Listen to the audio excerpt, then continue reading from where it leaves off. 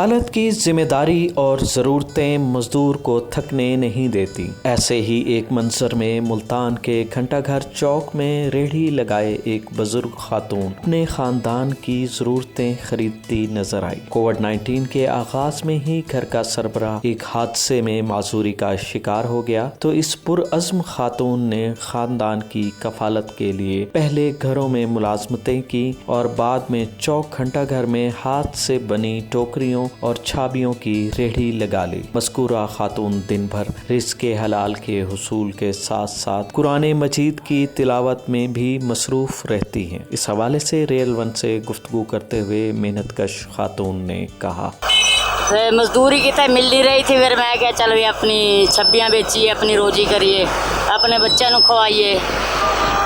छोटे छोटे बच्चे ने को नहीं तंग शंग करते, सिर्फ एक कमेटी वाले भी करते ने थोड़े जे, उन्होंने कमेटी वाले भी बेचारे कोई तावन कर लेंदा, बिच में कोई चंगा बंदा होंदा लग जाए 300 की 400 की 250 की जितनी बिक्री के हिसाब पर बन जाए मेरा भाई रोज। बस शुक्र है खुदा का, जितना रुखी मिस्सी खा गया अपना वक्त पास करीदा, वो भी कर ले, ना मंगा ना मेरा पाई जाए, हलाल दी रोटी खावे, ना कोई गलत रास्ते पे चले। अल्लाह की ज़ात पर तवक्कल रखने वालों के भरोसे कभी नहीं टूटते। हाथ से बनी दीदा ज़ेब, छाबियाँ और टोकरियाँ फरोख्त करती रिज़्क़े हलाल के लिए कोशां बुजुर्ग खातून बिलाशुबा हमारे माशरे का मस्बत चेहरा है और ऐसे अफराद की सरपरस्ती हमारी अखलाकी और मजहबी जिम्मेदारी है।